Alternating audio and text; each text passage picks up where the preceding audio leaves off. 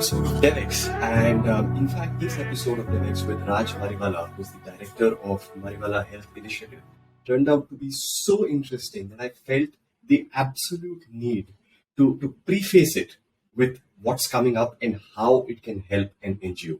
Right? In this episode, we cover every single thing that an NGO needs to know in order to work with MHI. Okay, Raj has been super candid, super clear, and super open about everything.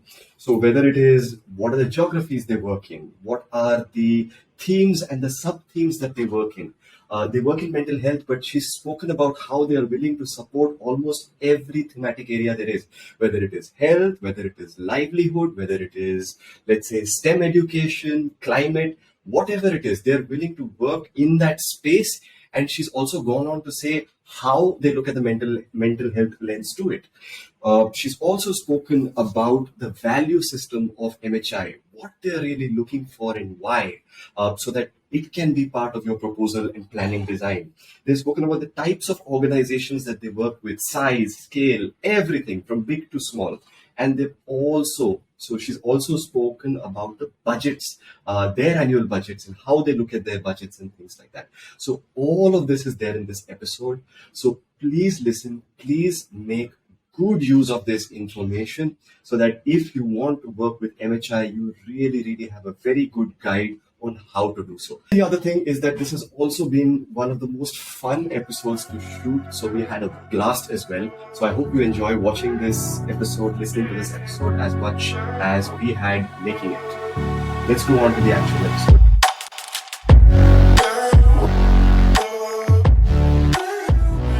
Welcome to another episode of DevX, that podcast where we try to help NGOs to grow by figuring out what it is that donors really want. What are they looking for? What is good according to them?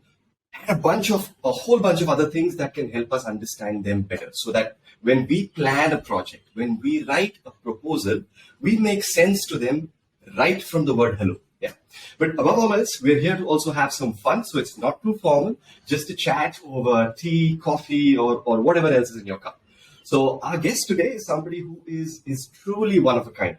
I first saw her in a conference about 4 months ago, and she was easily one of the most intelligent people I have seen on a stage. Then I read an article that she wrote on mental health, and that article blew my mind in slow motion. Okay, what I mean by that is, after reading that article, I kept thinking about it for multiple days after that, and every time I thought about it, I had a new aha moment. I was like, oh, yeah, that makes so much more sense. So it really, really blew my mind. And so I said, listen, we have to have you on DevX.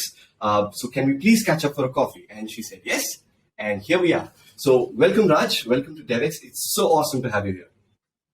Thank you so much. It's an absolute pleasure to be here.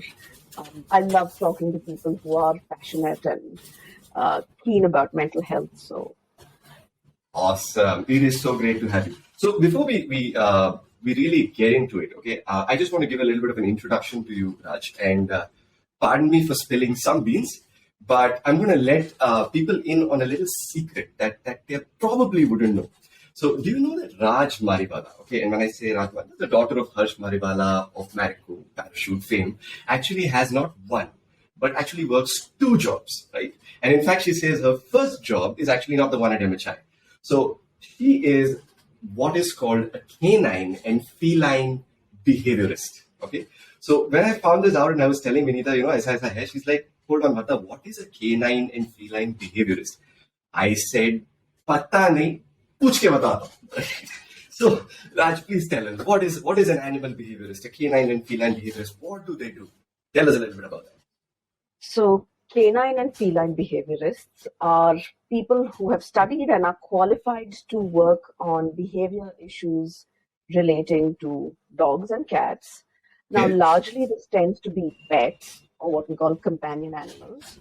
But in certain scenarios, such as India, we also work a fair amount with stray animals who may have or may not have, in that sense, connections with the humans around them. And typically, we tend to work on issues such as separation anxiety or maybe frustration, aggression, OCD behaviors, even anxiety. So this is what a canine and a feline behaviorist does. This typically involves some component of training, not just the animal but also the humans around it. The reason I was controlling my laughter was that so you actually work on the mental health of not just humans, but also animals. So that's a very, very unique kind of one. So you help dogs, you help cats. In fact, I don't know where I saw it, but I actually saw you once with like a kite or an eagle on your hand, and that was like so badass. So you even help birds.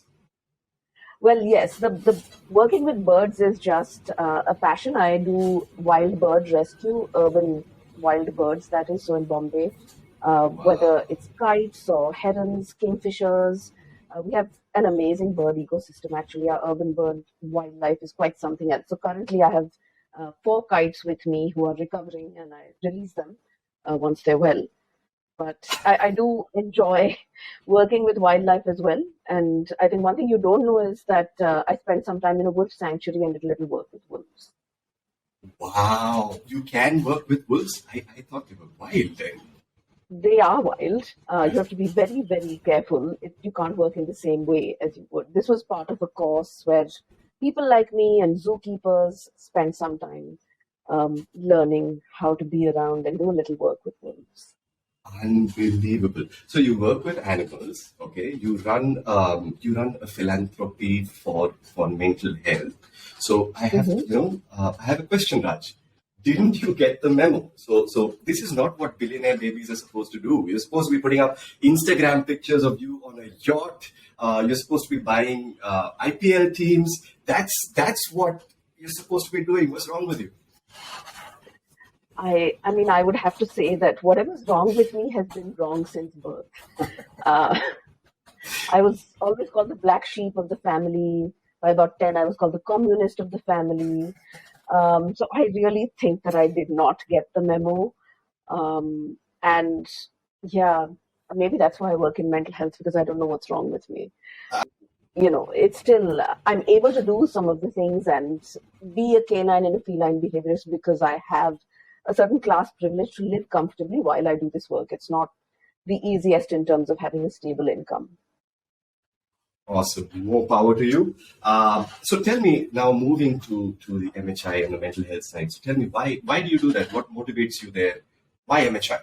So this goes back to about 2014, and my dad said that he wanted to do more philanthropy. He was already Okay. doing some, but he had just stepped down as managing director of Marico, and he said he wanted to do more philanthropy and take a more active role in whatever he was doing. So that went beyond signing checks. Mm. And he said he was interested in health and education, but he asked me where I thought he should put the money. And he asked me because I have been part of activist or feminist organizing. Uh, and so I said mental health very quickly, and he had no clue what that entailed. Mm. So I think we spent 6 months trying to get him to understand, speak to a few people, and then he was convinced that the need to work on mental health is very high. And I personally chose mental health because I think it's a very intersectional issue, Mhm. because it's an issue that's very close to me as someone with a lived experience of mental health conditions, a learning disability. And despite all the privileges that I had, I still took a very long time to get a diagnosis. And it's not that I didn't suffer in school and in college, I did, because privilege doesn't shield you from everything. But imagine someone with as much privilege as me taking up to their 20s to figure out what's wrong with them.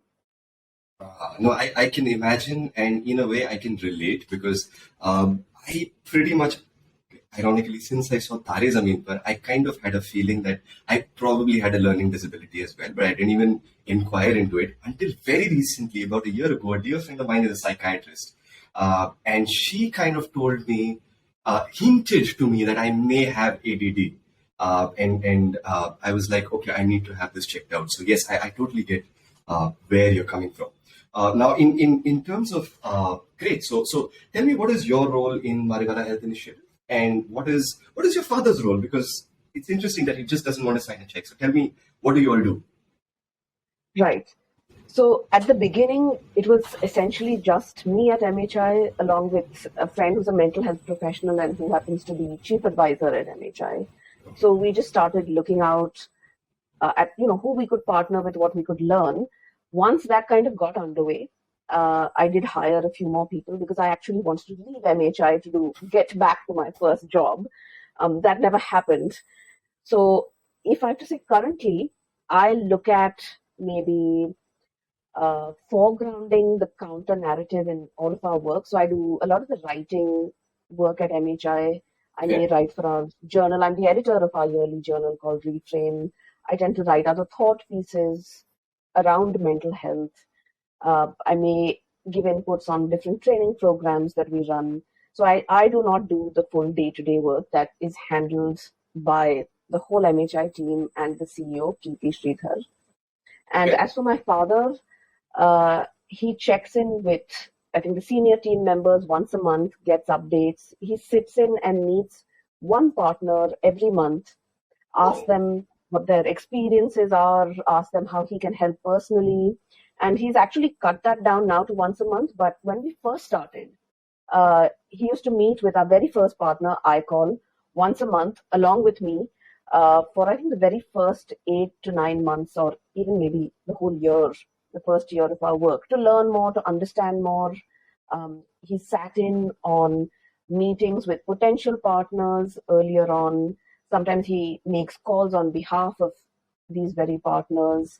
He may run some HR intervention. He may give advice on succession planning. So he actually does a wide range of things depending on what the needs of the partners are. Believable. That's like a crazy amount of org development mentorship coming from, wow, Mr. Harsh Mariwala. It's unbelievable, insane. Uh, that brings me actually to another question. I get the hands-on approach. I get what you're trying to do. But even given that, why did you choose to go down the route of setting up your own philanthropy? Why not have it professionally managed? There are agencies out there curated to someone like your family, where they're able to manage. I mean, a lot of benefits, right? So why did you take this route? I'm sure that was also probably evaluated. If it was evaluated, I would have rubbished it soundly. Okay. I think, I mean, it was possibly offered by my father is, should we get someone to do it? Okay. And I feel like I have a fair amount of discontent with the lens or the approach taken with regard to philanthropy. One is, what are you doing a welfare approach? And clearly now, I think maybe older generations were using a more welfare-based lens to philanthropy. Now, unfortunately, we've gone the kind of copy-paste lens and gone, let's go technical and scale and corporate to philanthropy, a la maybe some of the more famous philanthropists in the world, like the global one or two. I'm not going to name names. Sure, yes. But I think the key is, what is our aim? That is my father's or my aim when it comes to philanthropy. And for me, it is redistribution of wealth and social justice. Now, once you have that lens, that should inform how you work, right? And I feel like the consultancies do not have that lens, because if you do philanthropy right, then actually you should be signaling, or you should be making moves to actually end philanthropy, right? Okay, yes, I get where you're coming from. And so I felt like none of the consultancies had that type of lens or had that type of politics. They certainly did not have a politics of intersectionality. And moreover, I find that philanthropy can be incredibly opaque, incredibly, I would say, moored in the whole idea again of networks of privilege. How do you get grants? Who gets grants? Whose decisions are taken into account? Is it that, the principal of XYZ firm think that they know best and better than the communities because there is some technicality or technical expertise to certain decisions. What languages are these meetings in? So I think in maybe our fifth meeting with a potential partner, they came in because they found a website which I had written up, and it was my dad and me, I think, sitting in the meeting, and I think it was he who figured out much before I did, very quickly. I think the moment they sat down, he said, "We can do this conversation in English or in Hindi or in Marathi, any language you pick." Wow. Okay. And the thing is that the way that philanthropy, I feel, and consultancies are set up in this country, certain types of organizations, certain types of communities are excluded. And I needed to be sure that that wasn't the case here for MHI. So no consultancies. Got it. No consultancies, no professionally managed funds. There's those. So you're very clear about that. So on a side note, the first time we met, we joked about you being indecisive. You're definitely not indecisive on this front. So awesome. Not at all. My standing kind of rule is that if you use a network of privilege to approach me, you get one big minus point on your grant application from me. Awesome. NGOs, please make a note. Yes. Awesome. So tell us a bit more. What kind of thematic areas do you support? What's the main theme? What else do you look for? Peripheral, sub-themes? What's the kind of things you want to do? So, I think the word mental health conjures up many different things for people, but primarily if there was a room full of people and I asked them, what does mental health mean to you?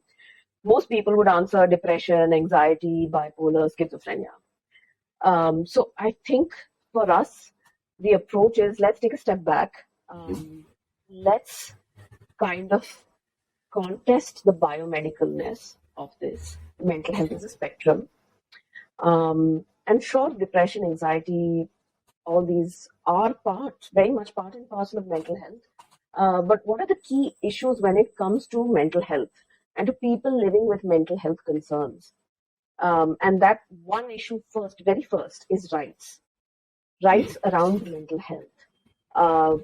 Is it my right to access mental health treatment or support? Yes. Is it my right to get it in a non-coercive, affirmative, informed manner? Yes. So looking at rights in mental health is very important. Looking at a psychosocial approach to mental health is very important. And when I say psychosocial, I mean also connected to our contexts. A lot of what happens when it comes to mental health is related to our context. Our livelihoods, our sexual reproductive health, and especially in a place like India, in low and middle income countries, you cannot separate the context from one's mental health, right? The moment I say depression and anxiety, people feel like it's something inside one individual. But if you remember all the conversations around COVID, it was very clear that our context matters a hell of a lot. Correct. And so that's the approach that we take. And I would say finally, the third important thing to look at is in terms of marginalized communities. Now, that's the area that we look at. We always say that we focus on mental health for marginalized communities. And that's simply because we believe in the credo that when you make systems by foregrounding the margins, you cover everyone. But if the system is made to foreground the center, you are never going to reach the margins. And, the mental health system is no different. You will find more mental health support in cities, in English-speaking pockets. You are going to find, like in the budgets as well, you find the budgets primarily going to two big tertiary mental health institutions in the country. So what happens to everyone else? Right. So everything kind of gravitates around that epicenter, and those are very few and far between. Yes. And the rest of it, which is the fringe, is actually the overwhelming majority. That's your outlook. So a rights-based approach, seeded in social context and focused on marginalized communities as much as possible. That's the crux of what informs your decision making, prioritization, and things like that. Yeah. Yes. Okay. And I mean, I think to that point, I want to add, because there's Mm, so much of philanthropy talking about scale, and scale is very scale. important, but you're not going to have scale without inclusion. So let's talk about inclusion before we even start to talk about scale. And when a lot of people talk about scale, a lot of it also has to do with um, partnering, integrating with the government systems, because you cannot beat the penetration of the PHC or the HWC network right now. So are those things also that you keep in mind when you plan or support a project? Absolutely. So from the very get-go, before we even started actively funding, we were clear that we do need to have some ways in which to, I would say, work with government so that there is more mental health support in government structures. And I kind of phrase it for myself in a different way. That what are we going to do in our kind of power or ambit of working to help the government be more accountable to the services that it needs to put in place? And how do we then Okay. help build capacity for that? So, for example, our very first partner that we funded their work to train government helplines. That's one way to do it. The other way to do it is to fund projects that interlock with other government services. So then there's an uptake for those very government services. And finally, we do have, say, for example, an MOU with Bihar to Okay. work as a technical advisor and put in some more work within the state itself. So I absolutely believe that it is very important that um, one does partner with government, because, as you said, there is no reach like the government's. Absolutely.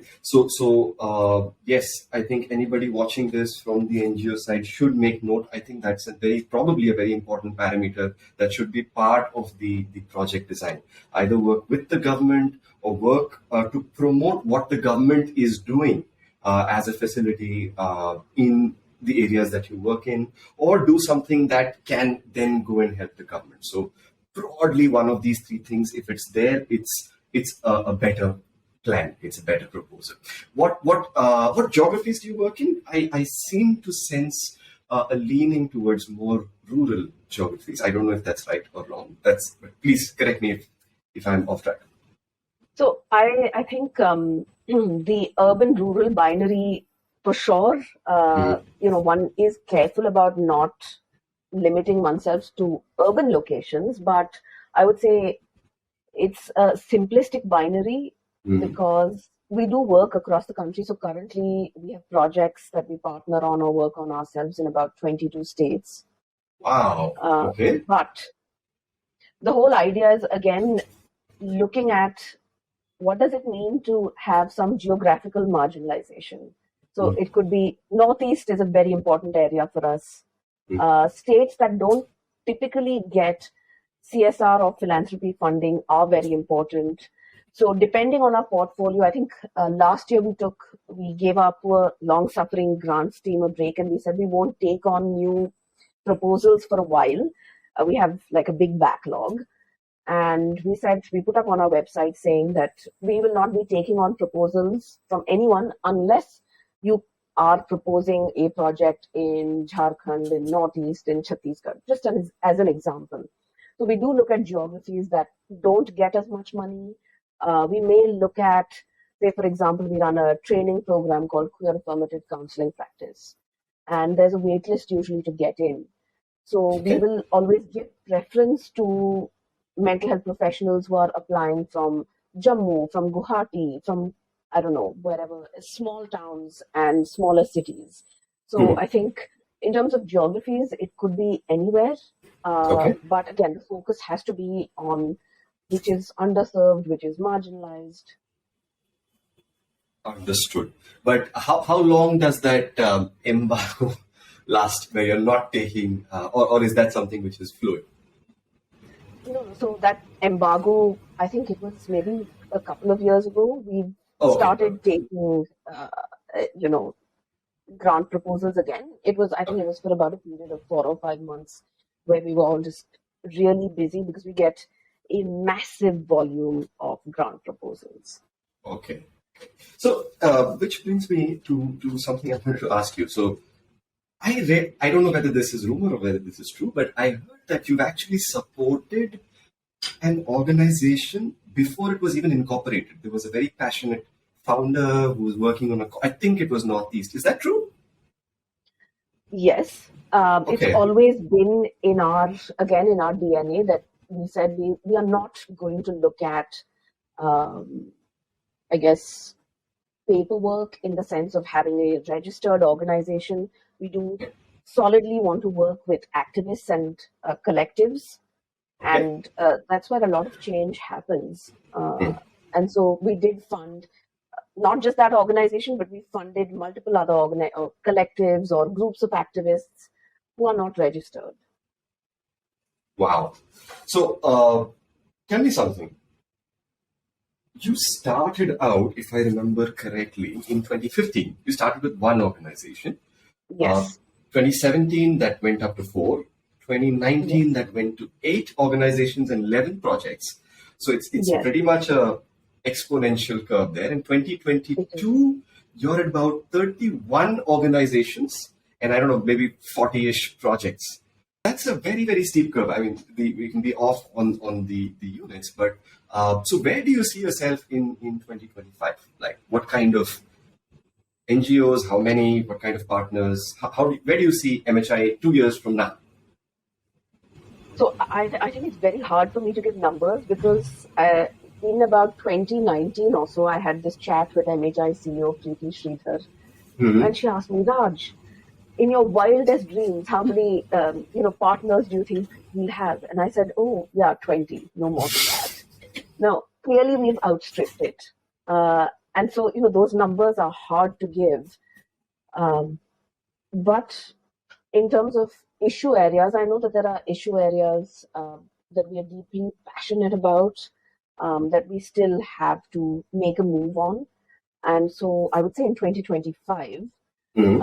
I would definitely be wanting to work or having already worked with projects that work in formal judicial carceral systems, because you cannot separate prison from mental health. Okay, Okay. and there's some historical stuff that I won't get into, but prisons and carcerality as a whole is something that is very important. It is a big issue area for us, and so we will be working on a whole lot more partnerships in that sense. Um, I think the second kind of thing is really building or helping to support an ecosystem that works more on suicide prevention and postvention, that is, post an Right. occurrence happening, Hmm. providing support, because that's very limited in the country for a variety of reasons again.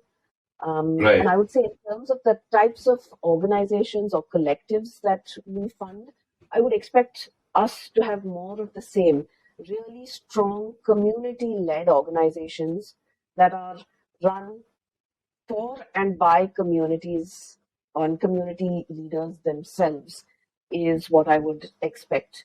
I don't want the big fancy organizations.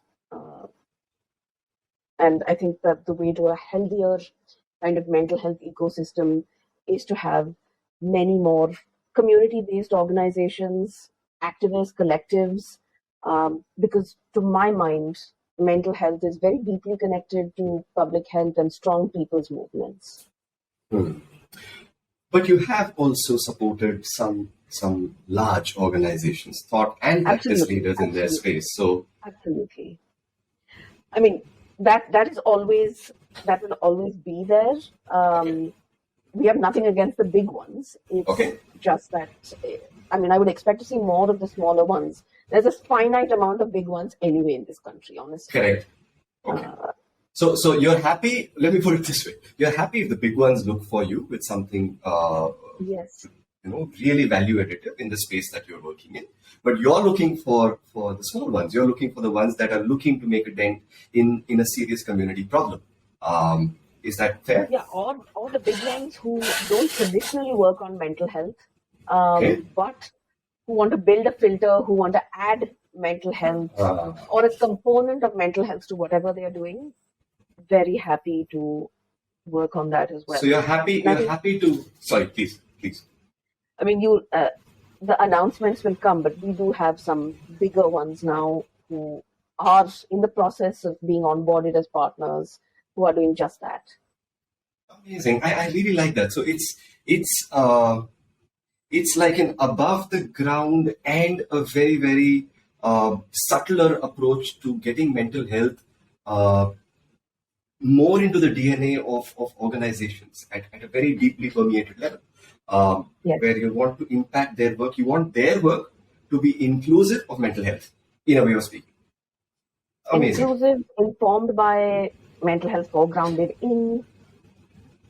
Amazing, amazing. So tell me something. Now there's big guys, there's the little guys. You're supporting everybody. Let's play a game. All right. You've seen those games on the TV coffee chat shows. I wanted to play something like that with you, and I'll tell you why. So we've spoken about intersectionality. You know that you've kind of infected my brain with that word, right? So now, but I understand intersectionality of mental health conceptually, right? I want you to help make it real for me and for listeners. So, So what I'm going to do is I'm going to throw a thematic area at you, okay, that NGOs would actively be working in. You tell me what might be a mental health concern within that thematic area. sure. Sounds good. Okay, so let's start with something easy. Health in general. So that's easy. People who have mental health conditions tend to die 15 to 20 years earlier than the general population because of physical health concerns that have been overlooked due to their mental illness.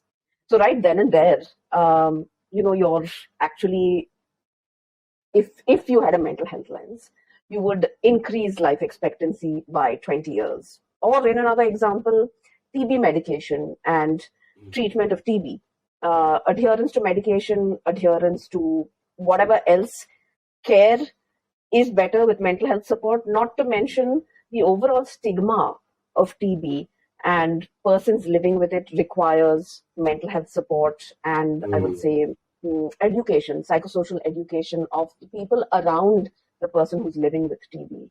And that would in and of itself help with better prognosis. Understood. Makes sense. Number two, livelihoods. Okay. So actually, livelihoods and mental health have like a relationship, an equation. So if you live with a mental health condition, the likelihood of you being unemployed is higher. And if you spend a certain amount of time being unemployed, the likelihood of your developing a mental health condition is higher. So I would say for those who work in livelihood related programs, it's very important again to be providing support to persons who are looking for to I guess take their right to livelihood. And That's of course, true. further on, if you don't have livelihood, then you may become homeless. That increases your chances of developing a mental health condition. Same thing with mental health. If you have a mental health condition, likelihood of you losing your job and becoming homeless is higher. Understood. So I also see a link naturally in skilling because that's a big gap area. So skilling happens, employment doesn't happen. There's a lag, or there's a clear gap over there. And that Yes. part, I've often seen the alumni of the skilling course be quite frustrated, saying we did this expecting to get placed, to get jobs, but that's not happening, and they're in quite a bad mental state. So yes, I see what you're saying. Okay, thematic area number three, climate. That's a big one. Yeah. And I think, especially in the Indian context, all of us kind of know it already, right? Because we know what happens to farmers and what extreme weather events have done to farmer welfare in the country. So, say, for example, drought in certain parts of Maharashtra just Right. increases debt cycles, increases pressure on farmers. And again, yes, climate is the precipitating factor, but what is more important, of course, is we don't have enough other types of systems in place, and mental health is one part of that, to engage with what the precipitating factor of climate is doing to farmers. Understood. Because extreme weather events have always been there. It's just our systems haven't caught up. Correct. Understood. Last one. I think it's tough. I don't know. What about STEM? Science, technology, engineering, math. So, again, taking the approach of intersectionality and marginalization, we know that women, persons who come from marginalized genders and sexualities, people who come from oppressed castes, persons with disabilities, don't get into STEM. The STEM field is made by and for, this is the default, your cis heterosexual, able bodied Hindu upper caste male.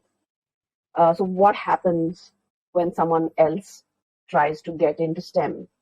And of course, you'll see in, I think, many different areas, people from marginalized genders, of course, talking about navigating the STEM field, whether it's opportunities, whether it is safe environments in educational institutions, that may require some level of peer support and also some formal mental health support, but both may be needed. So Raj, I have a question. Now we spoke about the big guys, we spoke about the little guys, okay, and you very clearly said you want to support the small NGOs from the community, even the collectives and even founders with lived experiences that want to make an impact in the mental health and marginalization space, right? Now, by design, these are not likely to have very professional setups. It's going to be largely passion driven and cause driven, but it's not going to be very professional. And once you see success with these programs that you support and the solutions that they implement, the next level of impact is going to require a certain amount of professional approach with systems behind the success so that it can kind of go to the next level. So now, how do you feel, first of all, do you feel that it's important to build that? And if so, how do you go about doing it? Right. So, you're absolutely right that the kind of smaller collectives or organizations may not be professional or not have a professional veneer as we understand it. But I think from the approach of being people who the issues affect the most, then a much better position to engage and address with the problems. And I think from a value perspective, I really want to say that it is very important to look at it in this way because there are two very central tenets to this. Nothing about us without us, right? And the fact is, we are building for the margins. So that's why this is in place. I think the other kind of short code for professional is that they're likely to have had certain privileges that give them the veneer of professional, right? So, which is why the smaller organizations. Now, you're absolutely right. So as you were saying, you're absolutely right. The smaller outfits, once maybe they receive funding, the idea is to ask them, what would you like to do? Would you like to remain a collective? Would you like to register yourself? In which case we do provide the support in helping registration. We could even, we have offered, would you like to take a course? Would you like to do some education that will help you do this? So that's one thing that happens even in the earlier stages. The other things that could happen in earlier stages that would help later, maybe when the project is becoming bigger or the organization or collective is becoming bigger, is we say, should we provide you with some accounting support? Should we get you maybe our marketing team to help you to put out a website or social media? So all that happens initially. Now, at a later stage, if they choose to register, then there are some other supports that we have in place. It could be mentoring from someone within our team or mentoring from outside the team. It could be some HR support to help structure the team. It could be HR support to help train the future next batch of leaders. And, let's face it, I don't think the professional organizations do this particularly well either. Simply because True. if I look at organizations that work with certain communities, you'll typically see people from the communities that they serve, but at lower levels in the hierarchy. And my discontent with that is, what are you doing if there are only people like you at the top two levels? And that's a Right. problem. So I think the key is to, with the partners' consent, whatever they would like, to provide support from the get-go, and to provide some strategic planning. And we have that either within the organization or we look towards our network to provide that. I think the third thing that we generally tend to like to do is to provide visibility tables for such founders to sit at. So it could be referring them to maybe a bigger, more privileged kind of funding network. It could be sending them abroad to sit on a panel. And these are typically some of the things that we have done, which are as important, I would say, in terms of building the profile of the organization and putting forth their work. Absolutely, and the kind of confidence that it gives them, it makes them a little more fearless, in what they're doing. It makes them more fearless in communicating to multiple stakeholders about the need for their cause, the impact they're making. So there's huge intangible benefits there as well. In fact, I agree with you on multiple levels that even the so-called professional setups don't do this as well as they could, because what you're saying in this context is so true. But I've generally seen that the social sector really we need to do that a lot better. We need to promote, we need to support our talent very, very well, which the private sector does fabulously. And I think we're really doing the job of making the world a better place. So I feel we need it much more, which is why I tend to always speak to guests about, hey, what's their outlook on this? So amazing. Thank you for that. What does, if I have to say tangibly, what does a dream proposal look like to you? What would you say?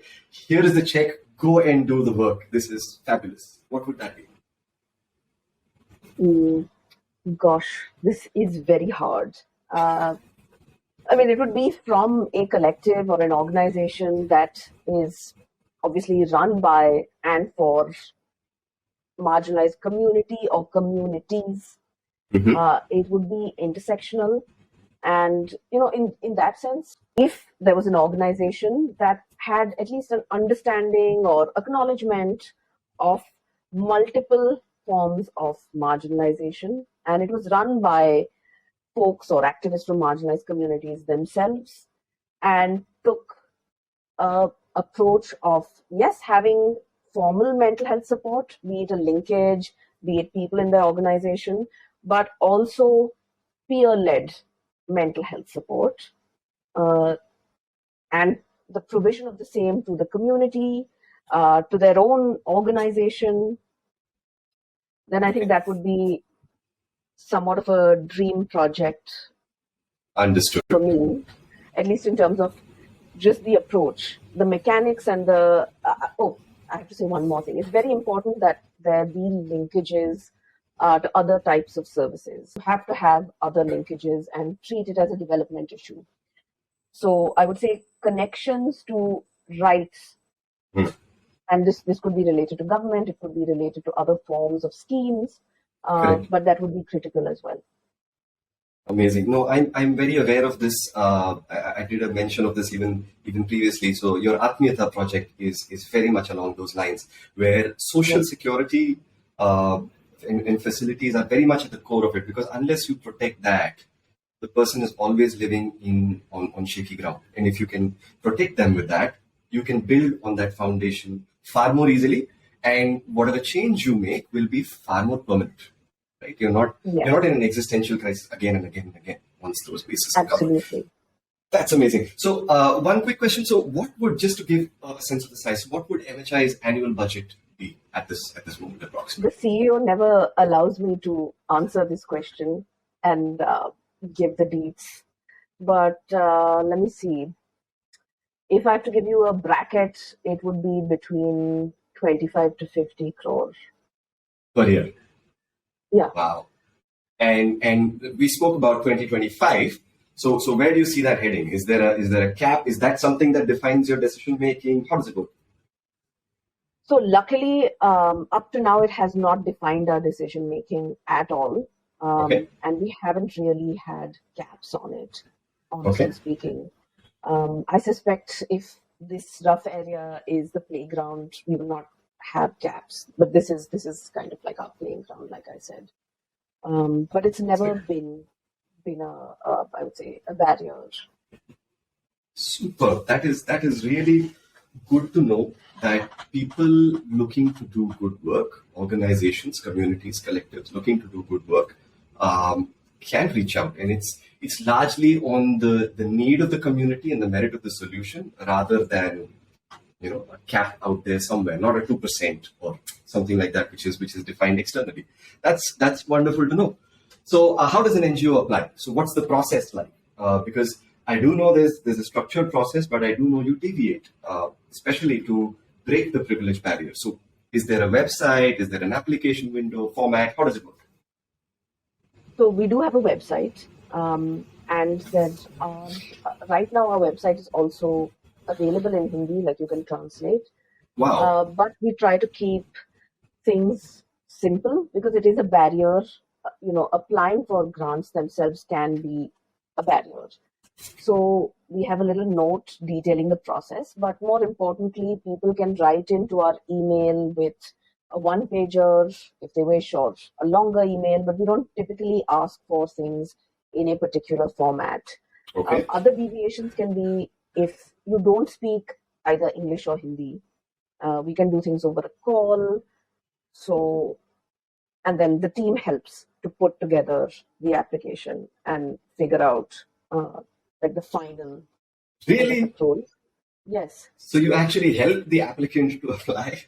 That's really rare. Normally there's like a process and you have form fields and nothing like that. No form fields, no forms. You can send it to us in an email. You can send a Word file.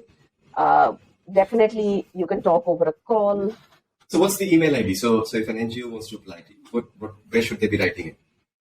contact@mariwalahealthinitiative.org. Superb. There you have it. contact@mariwalahealthinitiative.org. You can shoot an email. You can give an overview of what you want, and if it's up MHI's alley and that's what they want to work with, they will reach out to you and help you flesh it out, help you craft it in a way that's really good for you, good for the community, and something that MHI is passionate about. Is that a fair summary, Raj? That is a fair summary, and if it does not fall in our ambit, we will also write back to you and say it does not fall in our ambit. So I'm very particular that emails must be answered, and can't just like ghost people. That's super sensitive. So I face that problem. I've seen a lot of the times who gets in, who gets out is just left out. But if you actually get back to them and give them an input as to why, that helps them direct themselves better. So that's really cool. So let's do one thing. Let's look at some case studies. Okay, something in the space of case studies. So you have to say which would be your most successful NGO partnership till date? I know it's going to be hard to pick. It's like picking from your babies. But which one, if I have to force you? Oh, this is such a tough question. You really put me on the spot. Let me think. I never promised easy. It's true. It's true.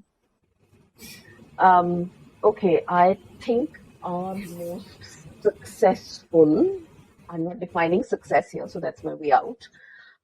Partnership, if I have to name one, is a organization called Anubhuti Trust. Okay.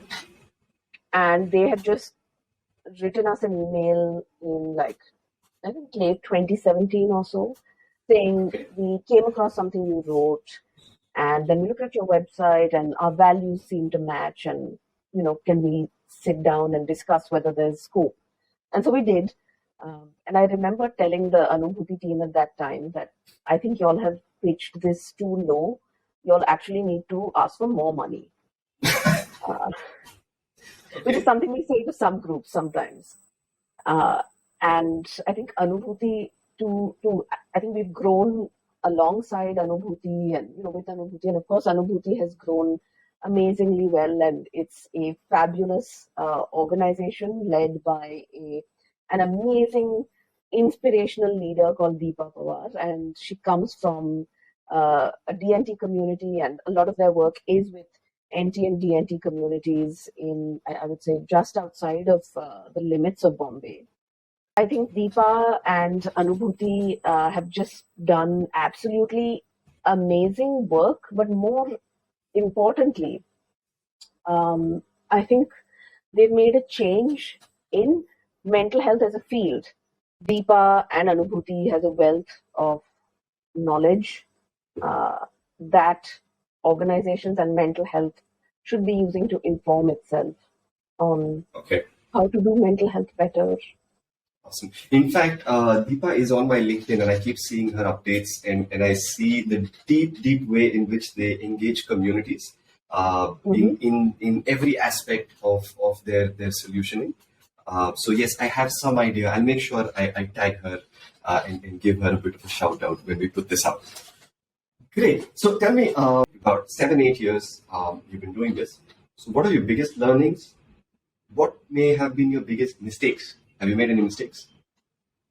Oh, absolutely, absolutely. In terms of mistakes, I think the biggest one is we tend to, I think, just take on work if it excites us, rather than taking a pause and being like, okay, this is what we decided for this year, let's say no, which is something that we are quite bad at doing. And hopefully this year we will learn not to do that. And I Given think what I'm hearing, my vote would be I hope you don't. Because there's very few funders like you. So we need more of you in the world. well, I mean, I don't know. I would hope that we take on just mostly what we've planned and then 20% passion. I'm sure Preeti is going to be. She knows that's like famous last words. Well, the problem is it's not just me, it's everyone. Okay, so tell me something. You've been doing this for 7, 8 years now. Any funny stories? Anything that you've come across? You were like that crack you up because I'm sure you get a lot of serious stuff. But anything? Yes, Okay. yes, we do. And I'll share the censored version of this, I suppose. Okay. So, in 2018, I had said we'll hire people, I'll step back. Part of this included having an advisory board. Preeti had just joined in at some point in 2018, and I think Preeti sent out a mail to the new advisory board saying, we're going to meet at XYZ date. Really looking forward to meeting all of you. Now, as it turns out, as many of us may have, I have my email addresses on my phone. I was busy juggling both my jobs at one point. Then one morning, I had the whole day planned for my canine and feline behavior work because I was part of a group of people who was setting up a dog trainers conference in Bombay. I was one of four. And that day was the conference day. I was busy. But I knew that I had to send out emails to some clients, to some dog clients, right? And so I was doing this, I was multitasking, sending out the mails. And as I was responding, there was a mail about, I think, maybe a dog who had an anxiety issue or a separation issue. And I sent a couple of questions asking about whether I think she was sleeping in. My question was, is she sleeping with you in the bedroom or where is she sleeping? And I sent off the mail. Except this mail with all this intimate stuff about sleeping in bedrooms and what was going on with her and how she's feeling got sent to the advisory board. That was my very first official communication to the advisory board. Yeah, that's one funny incident. So we started with your two jobs, right? Yes, I think we'll yes. close with that as well. Okay. I was just wondering. So it's a bit of a chicken and egg. I'm trying to figure which came first, all right? So how did it work? So did you get so fried working with human beings and their mental health issues that you started working with animals? Or did you enjoy working with animals so much that you felt maybe human beings need an upgrade? What happened there? Well, it didn't happen quite like that, but I did start working with animals first. And I'm not surprised by that. The first word I ever tried to read and write in my life was dog. Like I had made it my mission when I was a very small child. I don't know what the technical term is, toddler. to learn that word and to read it. So I did start working with animals first, and then MHI came along, or the opportunity to build MHI came along, which I did. The idea was that I would always step back from it. But I think slowly MHI evolved into a place where I can look at being and putting into praxis the sort of politics, feminist politics that I hold dear. Awesome. And if I have to take away a one line summary, humans need an upgrade. Oh, for sure. Animals are far, far superior. I would say non-human animals because humans are also animals. It's my favorite thing to say, non-human animals, because humans are animals. We counted that. Yes, we are. Yes, we are. Awesome. Thank you so much, Raj. I think this was so amazing. I think you have been the most fabulous guest. Thank you for being so kind, so patient with all my questions, being such a fabulous sport. Wow, I really enjoyed this. Thank you so much for coming on DevX. I actually loved chatting with you. I think partly it's been one of my favorite chats ever, simply because it's really chilled out, and I truly appreciate that. Awesome. I'm so happy that we're hitting what we were going for. Superb. So thank you. I'm really looking forward to putting this one out, and yes, catch up with you soon. Yeah. Absolutely. Thanks so much, Pardu. It's been a pleasure. Take care.